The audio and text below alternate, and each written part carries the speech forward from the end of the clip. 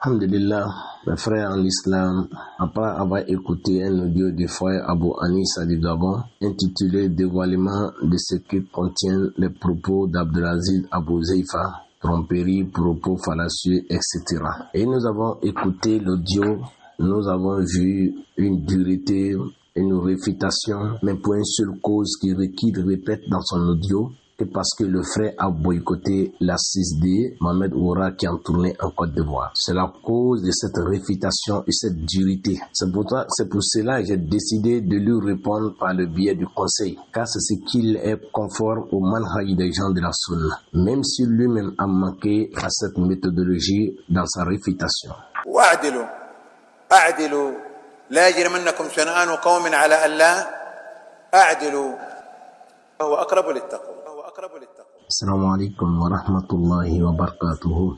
الحمد لله رب العالمين الذي أرسل رسوله بالهدى والدين الحق وجعل الأمة قائمة بالعدل والشهادة ورفع من شاء من عباده بالعلم وأشهد أن لا إله إلا الله وحده لا شريك له وأشهد أن محمدا عبده ورسوله صلى الله عليه وعلى آله وصحبه ومن تبعهم بإحسان إلى يوم الدين. أما بعد، أيها الإخوة، فإن الدعاة السلفيين بشر يصيبون ويخطئون، لكن خطأهم لا يجعل مطعنا في منهجهم ولا يهدم به بنيان الدعوة السلفية، بل يعالج بالحكمة والعدل والعلم والضوابط الشرع.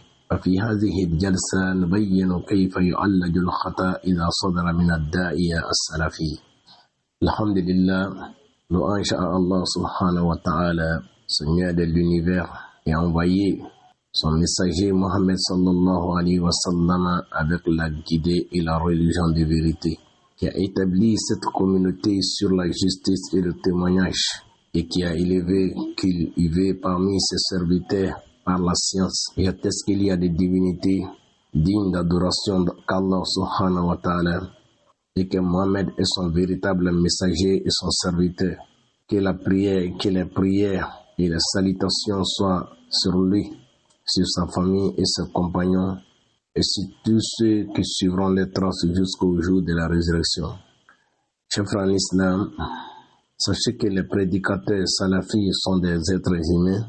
Ils peuvent avoir raison comme ils peuvent se tromper, mais les erreurs ne doivent pas être une raison pour les discréditer ou pour remettre en cause l'édifice de la da'wat as-salafiyya.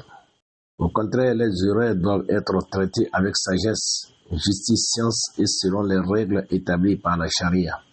Dans cette science, nous expliquerons comment une erreur doit être traitée lorsqu'elle émane d'un prédicateur salafi, et quelle est la différence entre une erreur pardonnable et une erreur répréhensible. Alhamdulillah, mes frères en l'islam, après avoir écouté un audio du frère Abu Anis du Gabon, l'audio intitulé Dévoilement de ce que contiennent les propos d'Abdelaziz Abou Zeifa, tromperie, propos fallacieux, etc.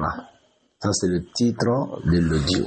Et nous avons écouté l'audio, nous avons vu une dureté, une réfutation dans cet audio, mais pour une seule cause qu'il répète dans son audio, que parce que le frère a boycotté la 6D, Mohamed Oura qui en tournait en Côte d'Ivoire.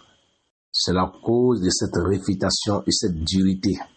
Et nous allons y arriver, bi'izn rabbina azza wa jalla.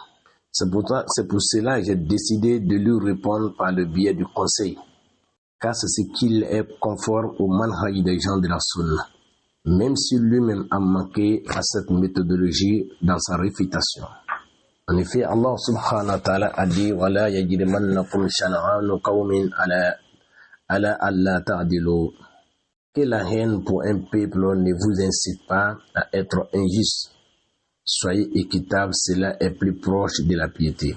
Il a été dit par d'autres savants que ce verset a été relevé au prophète Mohammed sallallahu alayhi wa sallam lorsque les Juifs complotèrent pour le tuer.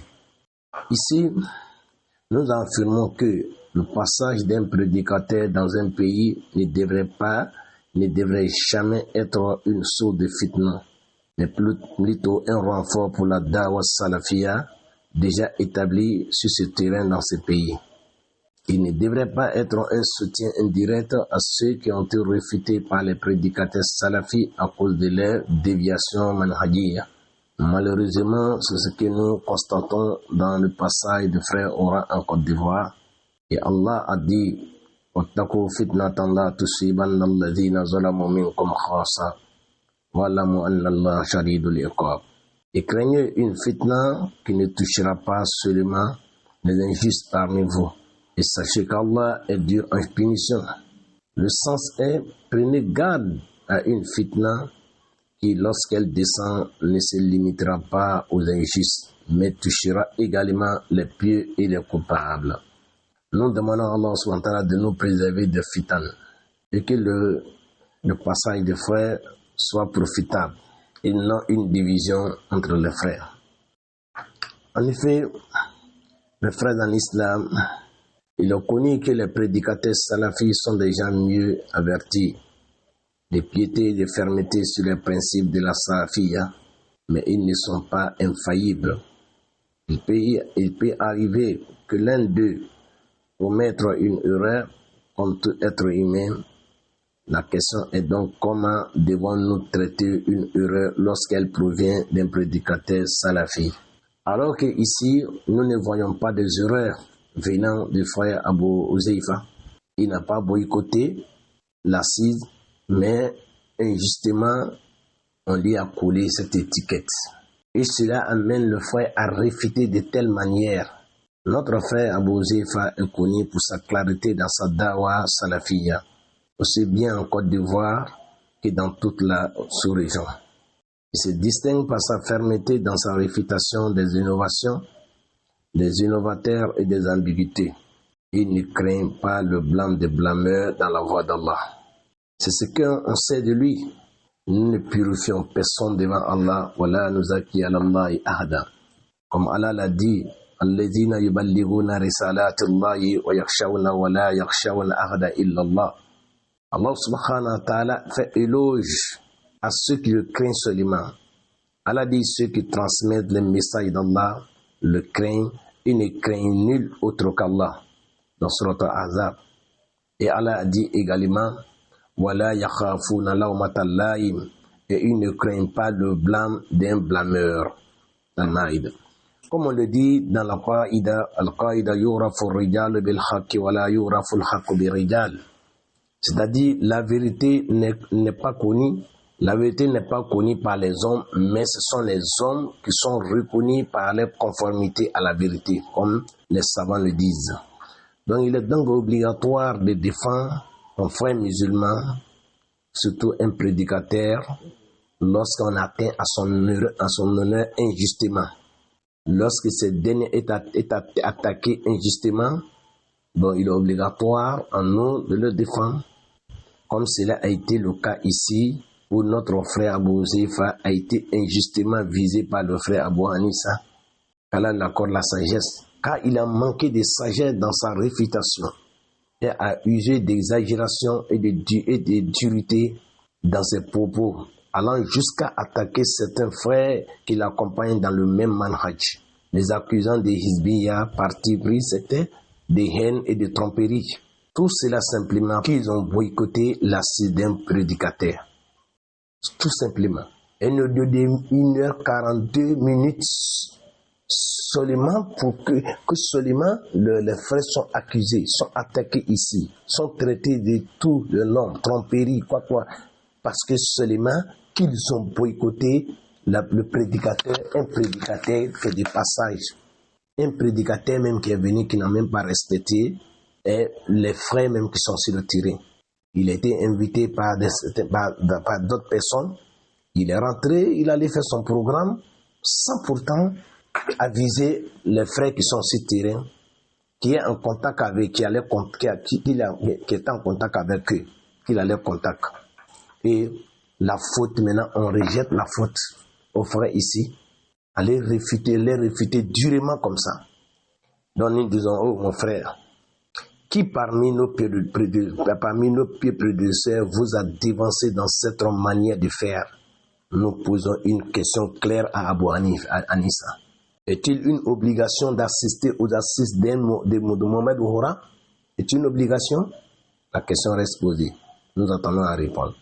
Quels sont les textes qui rendent obligatoire la présence au prêche d'un prédicateur donné? Quels sont les textes qui rendent ça obligatoire? Et même s'il s'agit d'un boycott, y a-t-il un péché en cela? Jusqu'à quel point en est-on arrivé à cela? Au point de porter atteinte à l'honneur d'un prédicateur connu pour la clarité de sa dawa salafiyya et d'enfreindre aux règles du manhaj dans ta réfutation. Allahumma musta'an. Nous attendons ta réponse et nous espérons qu'elle soit fondée sur la science, l'équité et les principes salafis. Et parmi les droits du musulman envers son frère, ne pas l'abandonner en cas de calomnie ou d'agression. Défendre son honneur lorsqu'il est attaqué à tort. Le conseiller avec sagesse, que ce soit en privé ou en public, selon le cas. Le prophète sallallahu alayhi wa sallam a dit, quiconque défend l'honneur de son frère, Allah défendra son visage contre le feu le jour de la résurrection. Rapporté par Tirmidhi, authentifié par Cheikh Albani. Ici, sur le messager d'Allah, nous dit celui qui défend l'honneur de son frère. Et celui qui atteint à l'honneur de son frère, alors, donc nous demandons à Allah subhanahu wa ta'ala de nous préserver et de préserver cette dawa, de rassembler le cœur et de rassembler le cœur des salafis sur la vérité et de nous accorder la sagesse et l'équité dans nos propos et dans nos positions. Nous partons maintenant dans le règle de Wabit Ta'amul Ma Khatal Ad-Da'iya Salafi. Si un salafi tombe dans l'erreur, et ici ce n'est pas le cas, le frère même n'est pas tombé dans l'erreur. Et si cela ici ça veut dire que le frère, un prédicateur tombe dans l'erreur, comme il est prétend, qu'est-ce qu'on doit faire d'abord? Selon les règles du manhaj. At-tathabbut min al-khata. La yubna hukmu ala sha'i'atin aw maqtal mabdur. Qala Allah Ta'ala fatabayyanu dans suratul Hujurat. Chers frères en islam, comment traiter une erreur éminente d'un prédicateur salafi s'il tombe dans l'erreur? Ainsi, l'erreur doit être corrigée avec science, avec justice et dans le respect des règles du manhaj salafi, en préservant son honneur, mais atteint à son honneur n'a rien à voir avec le manhaj de salaf. Personne ne vous a précédé dans ça.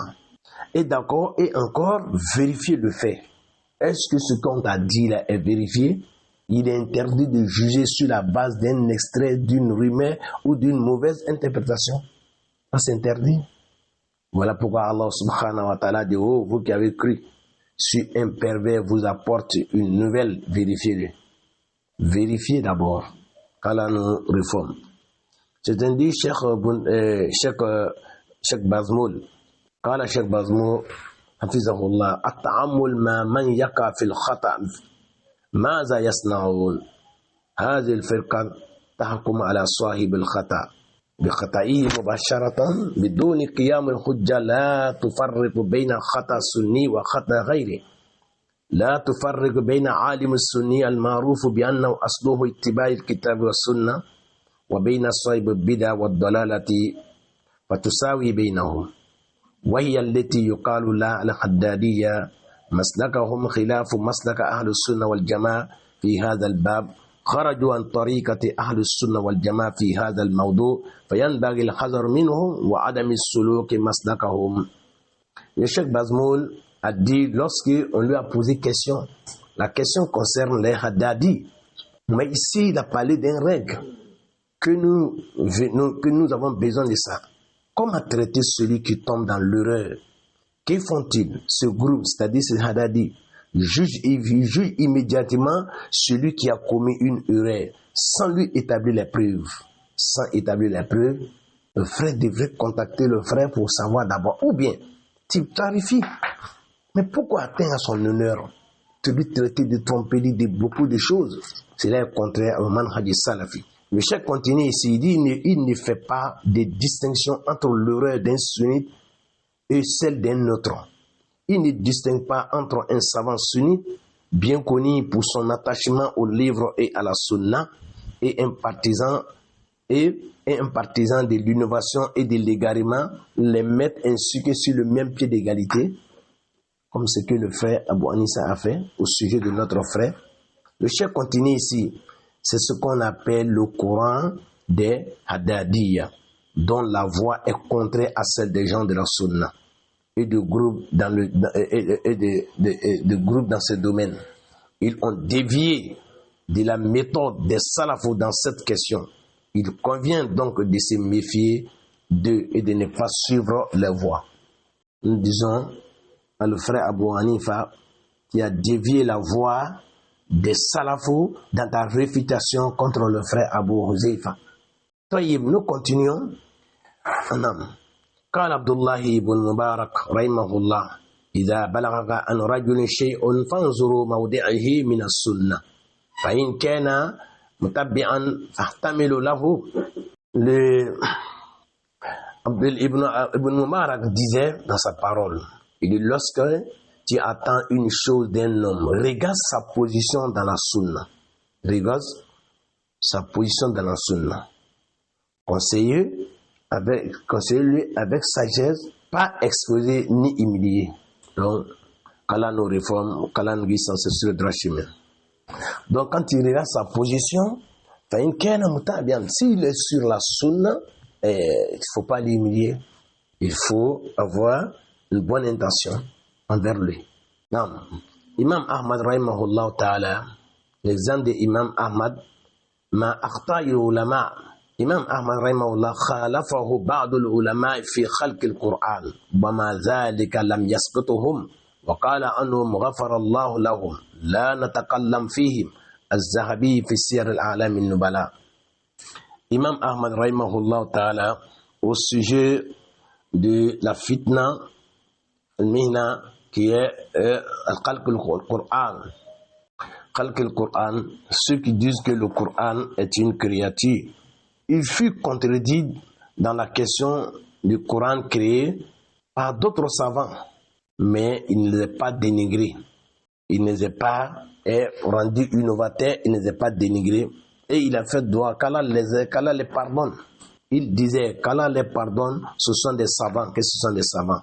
Alors qu'ils n'ont pas partagé les mêmes positions que Imam Ara. Alors que ça, c'est une question d'Aqida. Le Coran, c'est une question d'Aqida. Les deux savants l'ont contredit dans ça. Imam Ahmad, rahimahullah ta'ala, qu'Allah les pardonne, ce sont des savants. Et nous ne sommes même pas dans une situation d'Aqida même. Ce n'est pas une situation de fondement même. Et puis on s'en va faire des durités comme ça, seulement que le frère, ils ont manqué à une assez d'un prédicateur qui est passé, soit disant qu'ils ont boycotté. Et on sort comme ça pour réfuter des frères comme ça, jusqu'à atteindre leur honneur. Imam Barbari, rahimahullah ta'ala, Imam Barbari dit, إذا رأيت رجل يقع في أهل العلم فاعلم أنه على غير السبيل. Imam Barbari, rahimahullah ta'ala, il dit ici, il dit si tu vois quelqu'un mentionne les erreurs d'un savant, il faut savoir que cette personne cette personne-là est sur un fou. Il n'a pas sur la voie droite. Il a trop mentionné les erreurs des gens de science, qu'il faut savoir qu'il n'est pas sur la voie. Donc, ici, tous ces paroles de nos salaf montrent que si un sunnite tombe dans l'erreur, on doit regarder d'abord. L'erreur là, il faut clarifier. Il ne faut pas t'impresser pour faire des jugements et puis le comparer et faire dureté avec lui comme si tu es en train de réfuter un innovateur qui est tombé dans une innovation. qu'Allah nous préserve. Donc, nous faisons nos conclusions ici, chers frères en islam. L'erreur est humaine et le prédicateur salafi n'est pas à l'abri des erreurs. Même s'il tombe dans les erreurs, il mérite conseil aussi. Le respect et justice, non mépris ou calomnie, ou bien de traitant, de trompeur et de quoi que ce soit. S'il y a des erreurs en lui, il faut clarifier. L'erreur grave, on doit la clarifier. On doit clarifier les erreurs. Ça, nous sommes d'accord avec ça. S'il persiste malgré les conseils, la clarification, l'erreur aussi a un effet nuisible sur les musulmans. Alors, après toutes ces choses-là, s'il persiste, on met en garde contre lui. Il y a des procédures à entamer. On ne sort pas comme ça, un coup comme ça, coller de certaines choses sur la personne.